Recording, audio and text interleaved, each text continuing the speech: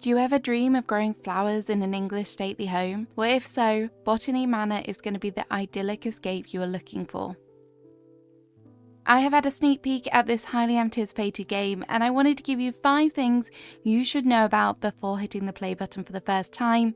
Today's video has kindly been sponsored by Whitethorn Games, and there is a special link in the description below if you want to learn more about this game. Botany Manor is releasing on the 9th of April, and it will be available on the Nintendo Switch, Xbox and PC via Steam. Whilst down in the description, also don't forget to hit the like button and also subscribe if you want more cozy game content. But without further ado, let's get to exploring the British countryside. To fully appreciate this beautiful game, you may want to have a little bit of an understanding of the backstory. Botany Manor is set in 1890 in the English countryside, in a little county called Somerset to be precise, which is actually very close to where I grew up as a child, and it was so nice to see some of the names that I recognised in this game, including Dartmoor. I spent many a time visiting there. This stunning stately home is the residence of Arabella Green, who has spent her life dedicated to becoming a botanist. During that time, she has collected a wide array of flowers and plants that have all formed part of her forgotten collection, and you will be required to use your expertise to help them bloom again. Although Arabella's story is not explicitly told in the game, you will learn about her life through the different trinkets and items you find. Some of these are very apt for the time, including Arabella being refused to study botany due to her being a woman, and the perceived pressure for her to find a husband. It will be the little things like this which are highly thought-provoking, and you will find them throughout the game. I really highly recommend that you take the time to fully appreciate them. It did feel kind of a little bit educational, but at the same time it wasn't in your face. Of course though, the main premises of the game is all about the flowers, and you will learn a lot about her life surrounded by these wonderful plants and uncover the different secrets that each plant holds. And although those secrets may not be all biologically accurate, the stories within the game all made me want to drop everything and go and become a botanist because they are really nicely done. I enjoy puzzle games and using my brain when gaming, but sometimes after a hard day, picking up an overly complex strategy game is just not going to be enjoyable. When you hear the word puzzle, you may jump to the conclusion that this game is going to test your brain cells, while from what I've played so far, I can safely say this is a relaxing puzzling experience. The puzzles focus on finding the right growing conditions for each flower within Arabella's forgotten collection, and you must identify them by using items that you find around the grounds and within the stately home itself.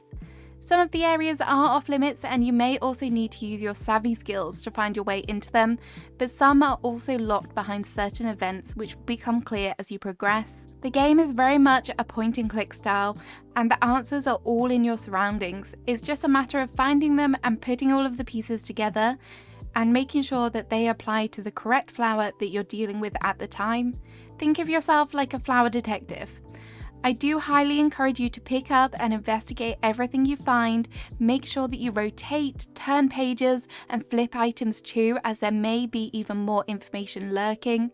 Not everything you find will be relevant, but there are some super fun Easter eggs hidden, which will unlock some Steam achievements if you're playing on there. Something that makes the puzzles in this game super chill is the lack of time limits.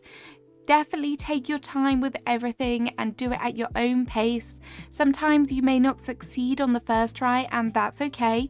There may be a little extra detail that you've missed to get those perfect growing conditions right for your flowers. It happened to me a few times. All I had to do was go back, revisit everything, check all of the clues, check my book, and there you have it. The information will be right there. You just need to find it. Also, if you do struggle to read some of the clues, there is a text overlay, which is a great accessibility feature, as some of the fonts you might struggle with if you have issues with eyesight and colour and things, so it's really nice that they've added that into the game as well. You might be thinking, how am I going to keep track of all of these clues and everything I find? Well, fear not, you have your trusty journal, or Bible as I will call it, because everything you need will be in here. The clues you find in the world will be captured, and it will give you the location as to where you found that clue as well. So if you need to go back to it later and you can't remember where you read that particular information, you can go back to it. You can also organize the clues according to a particular flower, and when you have grown the flower correctly and obtained all of the clues, the page will complete. Sometimes you have to figure out which flower or which clue applies to one another, but in the end, you should get there if you find the right combination. When you enter a new area, new seeds may unlock. If you are struggling to locate them, your book can also help you out with that, as there will be a little indicator in there telling you where to find them. But what if you get lost? Well, don't worry, your Bible can also help with that too. I really said it has everything in there for you. There is a map which shows you all the different areas within the stately home and the ground, and I did find myself using this quite a lot, and it was such a good tool to have at your disposal, especially as you get later on in the game and you have to move around to all the different areas. So useful. Overall, I highly recommend getting to grips with this, getting used to using it, as it will help you complete things and just get a more understanding as to what you're using, what you're finding in the game. And additionally, it's just really nice to look back at all the flowers and all the pretty pictures that you have, so you can see how far you've actually come.